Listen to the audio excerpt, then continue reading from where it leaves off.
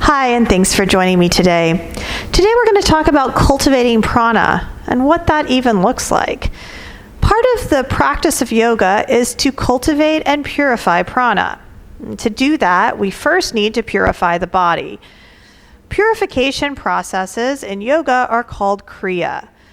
Kriya are designed to rid the body of ama, or undigested food or material. Ama can be in a physical form as undigested food or a coating on your tongue, for example, but it can also be psychological. Everything that we take in from the outside world is a form of prana. Now, there's different qualities of prana. For example, if I'm listening to mantra and I'm making dinner, that's a different type of pranic environment than if I'm listening to death metal and making dinner. One has a different quality of prana than the other, and it will affect not only my psychological mood, but my physical body, as well as the food that I'm cooking on the stove. When we are looking to cultivate quality prana, we're looking to take in prana that's fresh, authentic, that is clean. We want to eat vegetables and meats and fruits that are directly harvested, not old food that's been sitting around in a tamasic state. We want to take in activities and engage in relationships where there's interdependence and mutual respect. This creates an opportunity for quality psychological and intellectual prana that supports quality emotional prana. We process this prana through a digestive process, either psychologically or physically. All the prana that we take in must be digested.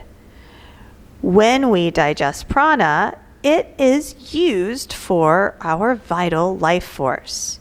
We have both prenatal prana and postnatal prana. Our prenatal prana is gifted to us by our mother, and it lasts us our entire life. Our postnatal prana comes from the foods we eat, the experiences we have, the relationships we have, the things we look at, all of our external experience. If we aren't fully digesting our prana, we end up with excess undigested material. This excessive undigested material is called ama. Ama is sludgy. It is an energetic blockage in and of itself. It's prana that wasn't fully converted into life force, and it can back up the system and cause dis-ease. When ama accumulates in the body, we have potential for a disease process to begin. In Ayurveda, the disease process has many steps, and it all starts with a buildup of ama. We use kriya practices and asana practices along with pranayama practice and pratyahara practice to clear the body of unwanted ama, to cleanse the body and mind so that we are prepared to sit in quiet contemplative union with pure awareness, pure prana. As you go about your day-to-day life, notice when you experience ama. If you scrape your tongue in the morning, all of the stuff that you're scraping off of your tongue is ama. If you floss or brush your teeth, the smell or taste inside of your mouth when you're flossing is ama. If you clean out your ears and get wax on your Q-tip, that is ama.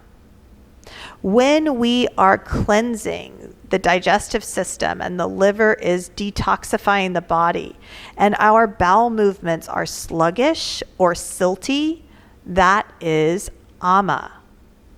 When we experience a sluggish or silty menstrual cycle, this is another form of ama.